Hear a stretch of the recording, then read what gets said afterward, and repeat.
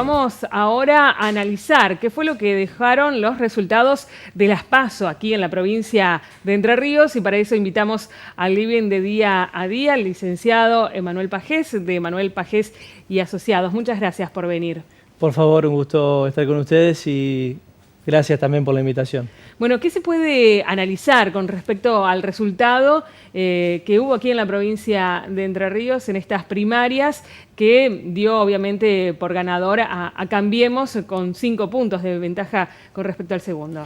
Sí, bueno, hay bastante tela para cortar, aún con los resultados provisorios, no los definitivos. Pero de todas formas se cree o al menos se especula de que no va a haber tanta variación. En primer lugar, la lectura de los resultados en general, cuando uno habla de acumulación, de acuerdo a las internas que tenían 2 de los 4 partidos o frentes. Recordemos que la izquierda y que el socialismo no tenían internas, tenían que obtener un piso para llegar a octubre. Las otras 2 internas, el voto general, lo que uno trata de hacer es tomarlo como todo junto, es decir, sumar todos los votos de los 10 candidatos tanto del Frente Justicialista como de los 3 de Cambiemos. No sé si sería un análisis tan adecuado mirarlo como una sumatoria, porque técnicamente no lo es. Es decir, uno no puede asegurar que todos los votos sigan permaneciendo en ese espacio. Hay migración, hay volatilidad. Eso en primer lugar, porque técnicamente no sería correcto. Y en segundo, un elemento que no se ha mencionado, es cierto que es muy temprano, es que hay 55.000 votos que entre los nulos y los votos en blanco, por algo se dio, por algún hastío, alguna apatía, un desconocimiento de las formas de votación, también un desconocimiento de los candidatos y un desconocimiento, que esto fue evaluado e investigado de manera previa, sobre qué es lo que se votaba en Entre Ríos. Claro. Digo, aquí recordemos que son 5 postulantes que se renuevan para la Cámara Baja en el Congreso Nacional. Exacto. Hay mucha tela para cortar, como lo mencionaba el licenciado, pero también ver más allá de estos resultados, ¿quién quedó mejor posicionado con respecto de cara a las elecciones de octubre? Porque, por un lado, como usted bien decía, se ve a Cambiemos, que obviamente aventajó al Frente Justicialista por casi 5 puntos, pero también hay mucha confianza por parte de Somos Entre Ríos para poder ahora unificar a todas estas listas y tener un frente común para poder combatir palmo a palmo con Cambiemos. Bueno, la depuración de listas, si lo podemos denominar de esa manera, es decir, ahora va a haber solamente 4 boletas en octubre, no va a haber 15, puede resultar beneficioso para el Frente Justicialista por la sencilla razón de que es una marca nueva, con muy poco tiempo de instalación tanto mediática como territorial, con lo cual ahí estaba en desventaja con la marca Cambiemos, que no solo en Entre Ríos, sino en la Argentina, es una marca que se ha ido consolidando y que viene con una antigüedad de 19-20 meses. Claro. Somos Entre Ríos, en este sentido, partía con una inferioridad. Ahora, de cara a lo que resta, son 2 meses donde el mensaje va a ser unificado, donde seguramente van a redoblar esfuerzos, y esto puede significar algún plus, y esto es lo que le puede dar alguna confianza extra tanto a la lista de Somos Entre Ríos como al gobernador en sus aspiraciones políticas de cara también a la conformación del Congreso Nacional. Otro resultado que también sorprendió, incluso para los mismos miembros de la nueva izquierda, fue justamente los votos que consiguieron, que de hecho los han puesto en las legislativas de octubre. Sí, y también no es un fenómeno solo local, sino que también estábamos viendo hoy más temprano que a nivel nacional la izquierda sumó más de 2 millones de votos. Con lo cual también hay un crecimiento de ese espacio y con un discurso marcadamente opositor frente a una serie de medidas por ellos denominadas impopulares y que no benefician a la comunidad. Entonces, ha capitalizado quizás lo que se denomina quizás en la teoría como el voto bronca. Claro. Y además, para remarcar también, por primera vez en las dos provincias van a poder competir en la nueva izquierda, el MST, en las legislativas de octubre, en las generales, según lo que también se marcaba. ¿Qué pasó con Encuentro Social?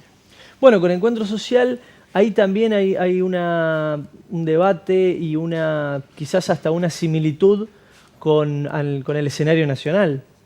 El Encuentro Social, con este acuerdo, con el Frente Renovador de Massa, no capitalizó ni el descontento, ni tampoco la postura oficial, con lo cual quedó un poco relegado, pero este es el primer round.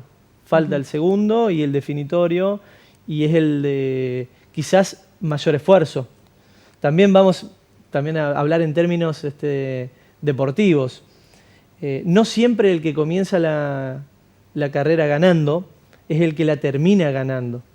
Con lo cual también uno tiene que ser bastante cauto para decir quién es el que puede llegar a ganar en octubre, porque el voto, de acuerdo a las últimas investigaciones, se estaría decidiendo en las últimas 48 horas.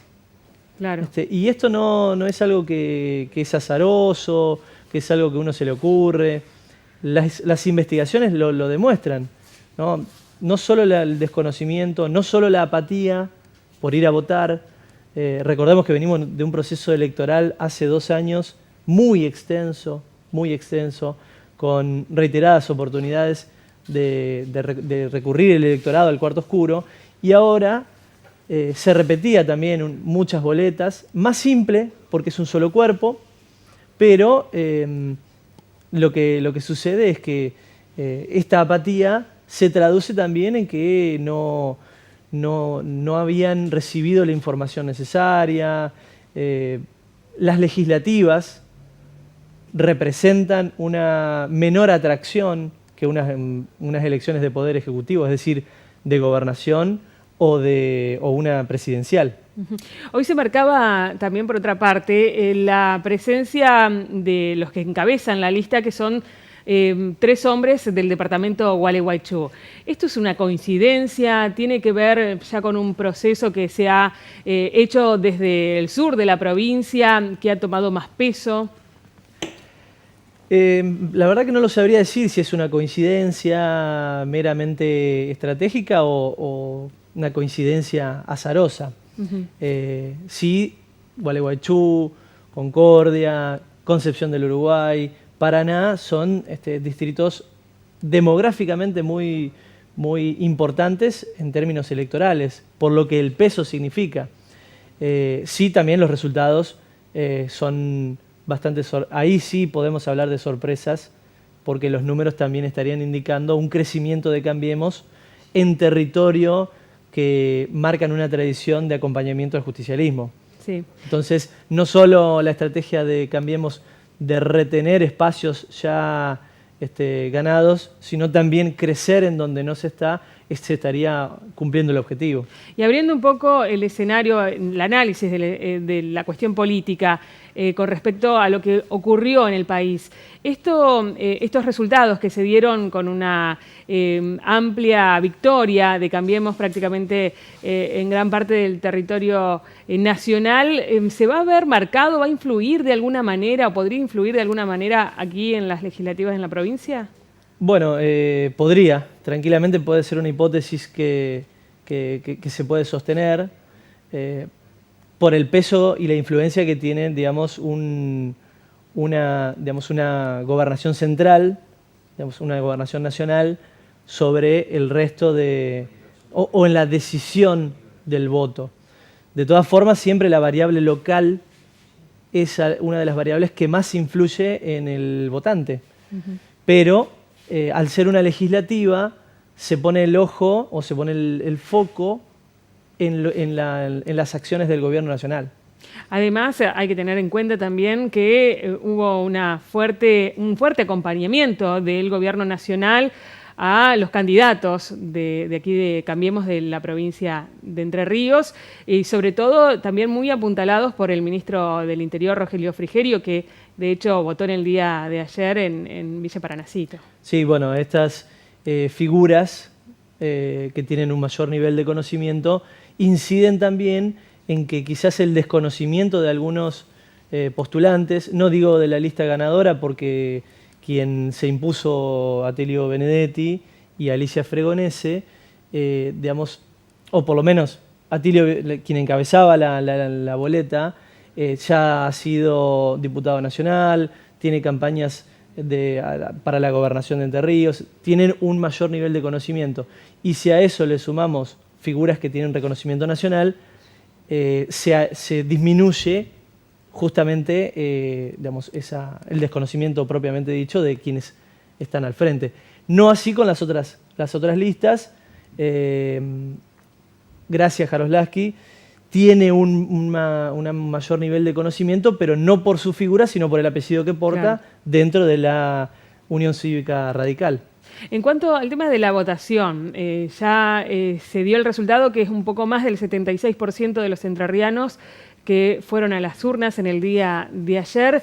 ¿Cuál es el análisis que se da con respecto a esto? Con Colón y Concepción del Uruguay, como concentraron la mayor cantidad de votantes, y tampoco Concordia, un 70%, siendo el segundo distrito más grande de la provincia. Sí, es interesante porque también si lo comparamos con las elecciones pasadas, también hubo un crecimiento desde las elecciones primarias a las elecciones generales en el nivel de participación. Fue un nivel de participación elevado, y en estos distritos, los dos primeros, en Colón y en Concepción del Uruguay, marcadamente más elevado, y también es un elemento de análisis que también es difícil de predecir de cuánto puede llegar a crecer el nivel de participación de cara a octubre. Claro. Es muy difícil, porque partimos de la base de que no es un voto voluntario, es un voto obligatorio. Claro. Ese 25, 24, 20% que no votó, ahora tiene que justificarlo y en caso de no hacerlo, tampoco queda impedido de hacerlo en las generales. En las generales. Entonces, también un elemento de análisis. Digo, en las elecciones presidenciales del 2015 fue donde más creció Cambiemos, en electores que no habían participado en las elecciones primarias. Siempre más allá, digamos, de los resultados, lo que se analiza también como una cuestión más de color es ver cómo les fueron a las encuestadoras. ¿Qué fue lo que pasó aquí en la provincia? ¿Hubo difusión de encuestas o era únicamente, más que nada, para los partidos, conocimiento de los partidos? Sí, sorpresivamente hubo menos difusión y también en buena hora. ¿Y por qué lo digo? Porque generalmente uno, al día después de las elecciones, ¿ganaron o fracasaron las encuestadoras? Y la verdad es que el elemento de investigación encuesta no tiene una función predictiva. Uno no puede decir qué puede pasar a futuro. Entonces, si uno obtiene un 20, un 30% de puntos frente a quién puede ganar, estaría también hablando de la debilidad de ese argumento porque no lo tiene. No es una función de hoy para mañana. Es solamente marcar una tendencia. Con lo cual, retomando lo que decía hace unos instantes, de que la mayoría de las personas deciden su voto en las últimas horas, estaríamos viendo diferencias. Claro. Entonces, la encuesta es un elemento estratégico para ver cómo se está posicionando determinado candidato, espacio, hoy, pero no sabemos si mañana lo va a retener, ¿no? Entran en juego un montón de variables emocionales, algunas racionales, y después también el círculo íntimo de la persona. Seguro. Entonces es muy, muy complejo decir por qué ganaron o por qué fracasaron, ¿no? Ese es un título más bien periodístico en el cual creo que a nosotros los consultores, los encuestadores, nos toca también contar y hacer un poco también de docencia de para qué sirve una encuesta. No para predecir, sino para analizar el presente.